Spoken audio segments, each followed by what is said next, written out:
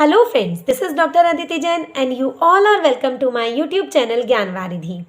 आज हम child development या चाइल्ड साइकोलॉजी का एक बहुत ही इम्पॉर्टेंट कंसेप्ट स्टडी करेंगे हमारी इस वीडियो में, जो है operant conditioning theory of learning.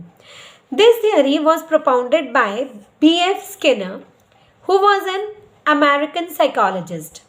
He studied behavior and conducted a number of experiments. उन्होंने अपने व्यवहार के अध्ययन को करते हुए बहुत सारे एक्सपेरिमेंट्स किए जो कि चूहों पर या कबूतर पर थे, और उनकी जो स्टडी सेंटर था वो क्या था, मिनेसोटा इंडियाना यूनिवर्सिटी। इन्होंने ऑपरेंट जो वर्ड यूज़ किया है उसका मतलब है ऑपरेशंस या एक्शंस, मतलब जो भी हमारी क्रियाएं होती हैं, यहाँ पर ऑपरेंट वर्ड उन क्रियाओं के लिए इन्होंने यूज़ किया। It stresses that behavior operates upon environment and generates its own consequences। मतलब जो हमारा व्यवहार होता है उसका जब इंटरैक्शन होता है वातावरण पर, तो उसके अपने ही प्रभाव होते हैं और उन्हीं प्रभावों से हम सीखते हैं। सो ऑपरेंट कंडीशनिंग के प्रोसेस में ऑपरेंट रिस्पॉन्सेज जो होते हैं उनको हम मॉडिफाई करते हैं या चेंज करते हैं रीइंफोर्समेंट से। इस थियोरी में रीइंफोर्समेंट के ऊपर बहुत ज़्यादा बल दिया गया है, क्योंकि यहाँ पर इनका मानना है कि जो भी रीइंफोर्समेंट दिया जाता है उसी के आधार पर हमारी क्रियाओं का होना या ना होना निर्भर करता है। अगर हमें पॉजिटिव रीइंफोर्समेंट मिला है तो हम उस क्रिया को बार बार करेंगे, और अगर हमें नेगेटिव रीइंफोर्समेंट मिला है तो हम उस क्रिया को ख़त्म करने का प्रयास करते हैं। स्किनर ने जो बिहेवियर है उनको दो भाग में विभाजित किया, respondent behaviour and operant behaviour. Respondent behaviour को हम रिफ्लेक्सिव बिहेवियर भी कहते हैं, और ये वो बिहेवियर है जो हमारे नोन स्टिमुलाई मतलब उन उद्दीपनों से आता है जिनको हम जानते हैं। और ऑपरेंट बिहेवियर की जब हम बात करते हैं तो ये अननोन स्टिमुलस की वजह से हमारे व्यवहार में दिखाई देता है। जिस स्टिमुलस को हम जानते नहीं हैं, हम कोई क्रिया कर रहे हैं और अचानक से हमारा वो बिहेवियर बाहर आ गया, उसको हम ऑपरेंट बिहेवियर कहते हैं। रिस्पोंडेंट बिहेवियर जो है वो स्टिमुलस के ऊपर ज़्यादा एम्फसाइज करता है, और इसीलिए इसको हम स्टिमुलस टाइप या एस टाइप कंडीशनिंग भी कहते हैं, या फिर रिस्पोंडेंट कंडीशनिंग के नाम से भी जानते हैं। और दूसरा इसका नाम क्लासिकल कंडीशनिंग है, जो कि पैवलोव ने हमें दिया था कंसेप्ट। ये वही कंडीशनिंग है, क्योंकि पैवलोव की जो कंडीशनिंग थियरी है जो हमने पहले रिकॉर्ड की हुई है वीडियो, आप उसको लिंक से देख सकते हैं, लिंक आपको उसका डिस्क्रिप्शन बॉक्स में मिल जाएगा। तो उसमें स्टिमुलस के ऊपर बहुत ज़्यादा फोकस किया गया था। हम स्टिमुलस को बदलते हैं तो व्यक्ति के व्यवहार में परिवर्तन आता है। तो ये जो बिहेवियर है रिस्पोंडेंट बिहेवियर, ये हमारा क्लासिकल कंडीशनिंग वाला कंसेप्ट है। और जो ऑपरेंट बिहेवियर है जिसकी बात B.F. स्किनर ने की, उसमें एम्फेसिस किस चीज़ पर होता है, रिस्पॉन्स पर। जो हम क्रियाएं कर रहे हैं, हम क्रिया लगातार करते रहें, उस क्रिया के ऊपर जो हमें रिस्पॉन्स मिलेगा या हमें रीइंफोर्समेंट मिलेगा, फीडबैक मिलेगा, उसी के अनुसार उस क्रिया को आगे कंटिन्यू करना है या डिसकंटिन्यू करना है। जब ये डिसीजन लिया जाता है तो उसको हम ऑपरेंट बिहेवियर कहते हैं, या आर टाइप ऑफ कंडीशनिंग कह सकते हैं, या ऑपरेंट कंडीशनिंग भी कह सकते हैं। अकॉर्डिंग टू स्किनर, एक्सपेरिमेंटर्स का या टीचर्स का जो टास्क है वो एक पर्टिकुलर टाइप का या पर्टिकुलर काइंड का रिस्पॉन्स बाहर निकालना है बच्चों में से। जो हम चाहते हैं कि बच्चा जिस प्रकार से व्यवहार करे, वो व्यवहार हमें बच्चों का बाहर निकालना है और उसको प्रॉपरली फिट करना है, या हमें जो अकॉर्डिंग हमारा जो एनवायरनमेंट है उसमें उसको फिट कर लेना है। अब हम बात करते हैं उन ऑपरेशंस की जो हमारे ऑपरेंट कंडीशनिंग में इन्वॉल्व होते हैं। तो सबसे पहला जो हमारा ऑपरेशन है वो है शेपिंग द बिहेवियर। जो व्यवहार हम चाहते हैं उस व्यवहार को हम कैसे क्रिएट करेंगे, यहाँ पर वो चीज़ डिसाइड होती है। एक अप्रोप्रिएट स्टिमुलस का सिलेक्शन किया जाता है और उस डिज़ायर्ड बिहेवियर को क्रिएट करने का प्रयास किया जाता है। नेक्स्ट है हमारा एक्सटिंक्शन। एक्सटिंक्शन क्या है, किसी भी व्यवहार को ख़त्म करने के लिए उसको रीइंफोर्समेंट ना देना। अगर हम किसी व्यवहार को पुनर्बलन नहीं देते हैं, हमने कोई चीज़ बनाई और उसके लिए हमने दूसरों को दिखाया, तो हमें जो रीइंफोर्समेंट मिलेगा, जो उनका रिस्पॉन्स मिलेगा, उसके आधार पर हम करेंगे। जैसे अगर मैंने एक कोई मॉडल बनाया, उस मॉडल को मैंने अपने सीनियर्स को दिखाया।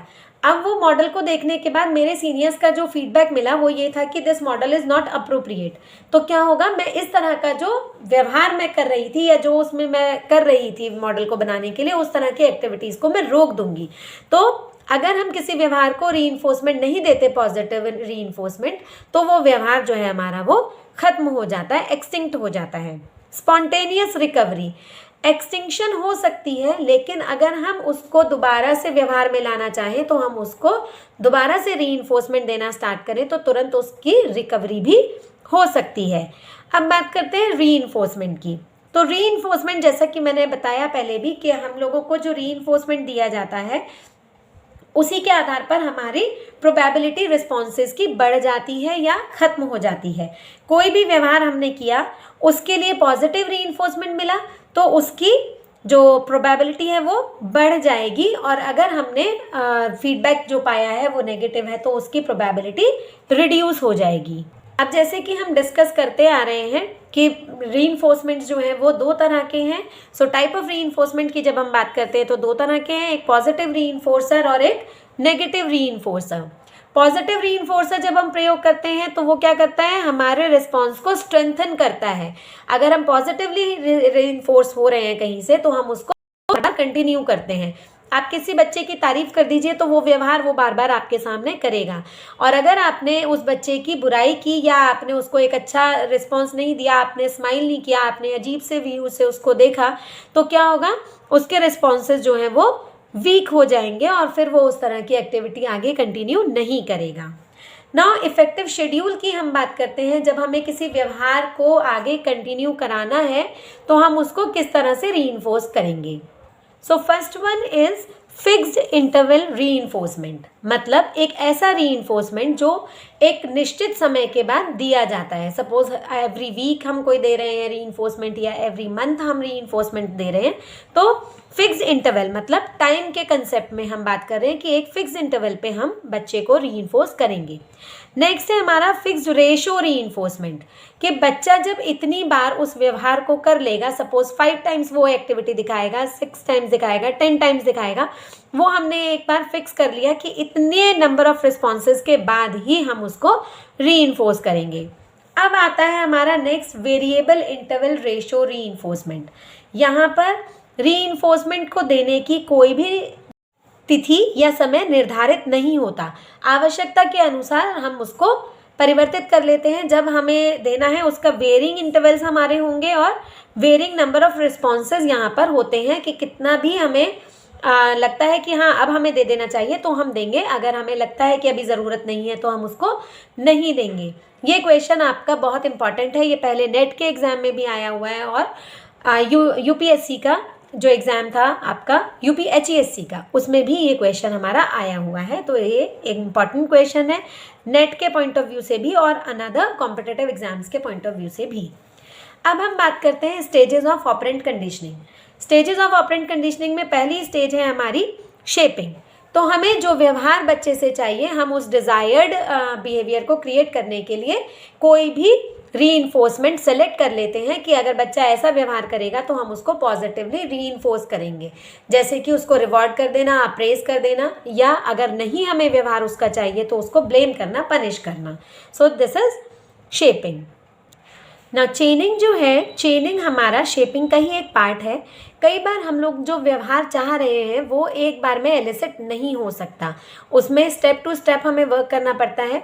तो ऐसे में हम क्या करते हैं, उन एक्टिविटीज़ को हम छोटे छोटे पार्ट्स में विभाजित कर देते हैं और हर एक्टिविटी को डिपेंडिंग कि वो सही है या गलत, उसी के अनुसार उसको रीइंफोर्स करते हैं। तो जब पॉजिटिव रीइंफोर्समेंट बच्चे को मिलता जाता है तो वो धीरे धीरे बढ़ता हुआ उस डिज़ायर्ड बिहेवियर को अटेन कर लेता है जिसके लिए हम ये सब क्रियाएं करा रहे हैं। Now next is queuing and discrimination. Queuing जो है उसको हम सिग्नल भी कह सकते हैं, मतलब ये हमें ये इंडिकेट करता है कि कौन सा ऑपरेंट बिहेवियर है जो हमें आगे कंटिन्यू करना है या उसको हमें ओमिट कर देना है। तो ये हिंट होते हैं जिनको हम कैच करके अपने बिहेवियर को उसी डायरेक्शन में मूव करते हैं। अब बात करते हैं डिस्क्रिमिनेशन की। तो डिस्क्रिमिनेशन क्या है? ये एक प्रोसेस है जो क्यूज़ और सिग्नल्स को हम लोग डिटरमाइन करते हैं कि क्यूज़ हमने देखे और उन क्यूज़ के आधार पर हम ये समझ जाएं कि हमारा जो ये व्यवहार है वो आगे जाके एक्सेप्ट होगा या नहीं होगा, इसको अप्रिसिएशन मिलेगा या नहीं मिलेगा। Now last point is generalisation. तो जनरलाइजेशन में क्या करते हैं कि अपने जो हमारे रिस्पॉन्सेस हैं, जो भी हमने एक्टिविटीज़ की हैं स्टिमुलस के रिस्पॉन्स में, वो अगर पॉजिटिव होती हैं तो उनको हम जनरलाइज कर लेते हैं कि हमें इस तरह के बिहेवियर को आगे भी कंटिन्यू करना है। और अगर हमारे रीइंफोर्समेंट नेगेटिव होते हैं, हमारा जो भी हमने क्रिया की है वो हमारी पॉजिटिव बिहेवियर में नहीं कंसिडर हो रही है, तो उसको हम क्या करते हैं, ख़त्म करके समझ लेते हैं कि इस तरह के कामों को हमें नहीं करना है। तो वो जनरलाइजेशन की स्टेज कहलाती है। अब बात करते हैं एक्सपेरिमेंट्स की।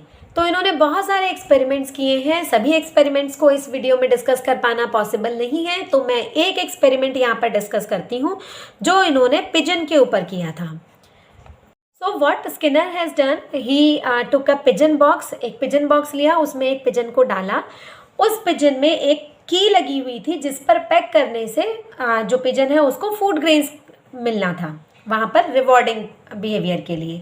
सो वो बार बार सारे पिजन बॉक्स में घूमता था, कहीं पर भी पैक करता था, लेकिन स्टार्टिंग में क्या हुआ, ऑल ऑफ अ सडन उसका जो बीक थी वो उसने वहाँ पर पैक किया और पैक करने के बाद उसको अचानक से वहाँ पर फूड ग्रेन्स दिखाई दिए। अभी उसको समझ में नहीं आया है कि उसने कहाँ पर पैक करने से उसको मिला है, लेकिन उसको ये पता चल गया है कि कहीं पर पैक करने से मुझे फूड ग्रेन्स मिले हैं। अब जब भी उसको कोई ऐसी भूख लगती थी या उसके अंदर ये इच्छा होती थी कि वो देखे कि फूड ग्रेन्स मिलेंगे या नहीं, तो वो पूरे पिजन बॉक्स में कहीं पर भी पैकिंग करता था और उस पैकिंग से अचानक से उसको कहीं पर भी फूड मिल जाता था। और जब ये एक्टिविटी उसने रेगुलरली की तो फिर क्या हुआ, जो उसके नंबर ऑफ एरर्स थे वो कम हो गए और फिर वो जाकर उसी जगह पर पैक करता था और उसको फूड ग्रेन्स मिल जाते थे। सो इस तरह से उन्होंने ये निष्कर्ष निकाला, कंक्लूजन यहाँ पर उन्होंने डिराइव किया कि जो एक्टिविटीज़ हैं, जब अचानक से हम कोई व्यवहार कर रहे हैं और उस व्यवहार को करते करते अचानक से हमें कोई रिवॉर्ड मिल जाता है, तो हम उस एक्टिविटी को बार बार दोहराते हैं और ये मेकआउट करने की कोशिश करते हैं कि किस व्यवहार से हमें ये रिस्पॉन्स मिला है। और जैसे ही ये पता चलता है तो उस व्यवहार की जो हमारी स्पीड है, या वो उस व्यवहार की हम स्पीड नहीं कहेंगे यहाँ पर, उस व्यवहार का जो रिपीटेशन हम लोगों का है वो बढ़ जाता है हमारे बिहेवियर में। अब बात करते हैं इसकी सीमाओं की। तो पहली चीज़ जो है, जो भी रिजल्ट्स हमारे ऑब्टेन किए गए वो एनिमल्स के ऊपर एक्सपेरिमेंट करके किए गए, लेकिन एक्सपेरिमेंट्स जो है वो थोड़ा वेरी कर जाते हैं जब हम ह्यूमन बींग्स की बात करते हैं। तो क्योंकि ह्यूमन बींग का जो बिहेवियर वो मैकेनाइज्ड नहीं किया जा सकता जैसे एनिमल्स का हो सकता है, क्योंकि ह्यूमन बींग्स के अंदर सोचने समझने की क्षमता होती है। सो ये हमारा यहाँ पर एक लिमिटेशन हो गया। Next is this experiment has ignored the structural and hereditary factors. क्योंकि कुछ चीज़ें हमारी स्ट्रक्चरल होती हैं या हमारी हेरिडिटी से हमें मिलती हैं, तो उन चीज़ों को यहाँ पर इग्नोर किया गया है। नेक्स्ट है elements of creativity, curiosity, spontaneity of human beings are not considered. कुछ लोगों में क्यूरियोसिटी ज़्यादा होती है, क्रिएटिविटी बहुत ज़्यादा होती है, या किसी भी कंडीशन के अगेंस्ट रिस्पॉन्स करने की स्पॉन्टेनिटी बहुत ज़्यादा होती है। उन सब चीज़ों को यहाँ पर कंसिडर नहीं किया गया है, सिर्फ मैकेनाइज्ड बिहेवियर पर फोकस किया गया। And last, doesn't deals with depth of mind. ये गहराई जो है मनुष्य के मस्तिष्क की उसको डील नहीं करता है, इसलिए ये आर्टिफिशियल है नेचर में, क्योंकि ये जो कंसेप्ट हैं इनको हम साइड नहीं कर सकते हैं जब हम ह्यूमन बिहेवियर की बात कर रहे हैं। Now next is educational implications. So first of all, learning objectives should be defined very specifically in terms of behavior. जो भी हम behavioral outcome चाह रहे हैं उनको हम बहुत clearly define कर लें पहले, क्योंकि व्यवहार जो है ये बहुत complex एक concept है, उसको हम ऐसे ही देखकर नहीं पता लगा सकते हैं। तो छोटे छोटे भागों में विभक्त करके उसको clearly हम क्या चाहते हैं और उसको एक्शन टर्म्स में हम लिख लें कि हमें ये व्यवहार मिले, तो हम मान लेंगे कि परिवर्तन हुआ है, तो तभी हम उसको समझ सकते हैं। अगर हम पूरे व्यवहार को एक तरह से देखेंगे तो वो बहुत जटिल है, उसको समझ पाना मुश्किल होगा। ऑब्जेक्टिव्स जो हमने बिहेवियरल टर्म में अरेंज किए हैं वो हमेशा सिंपल से कॉम्प्लेक्स की तरफ जाने चाहिए। पहले सिंपल बिहेवियर को हम स्टडी करें, उसके बाद कॉम्प्लेक्स की तरफ जाएं।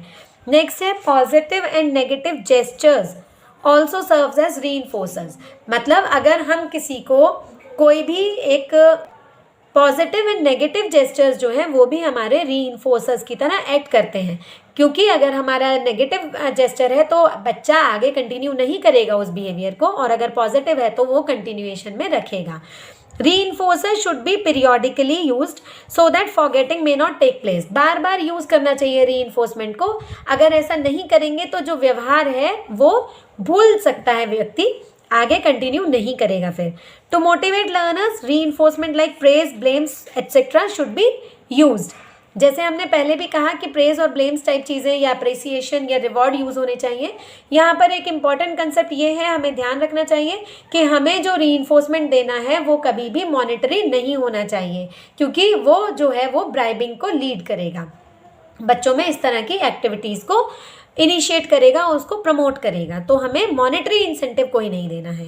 Then it gives guidance in curriculum construction also, क्योंकि हमें व्यवहार में जो परिवर्तन चाहिए बच्चे के, उसी के आधार पर हम करिकुलम की रचना करते हैं, उसका कंस्ट्रक्शन करते हैं। तो यहाँ पर ये जो है वो बहुत बेनिफिशियल होती है हमारे लिए करिकुलम कंस्ट्रक्शन में भी। आई होप ये वीडियो आपको अच्छी लगी होगी। अगर आपको मेरे वीडियोज़ पसंद आते हैं तो उन्हें लाइक, सब्सक्राइब और शेयर करना ना भूलें। Thank you.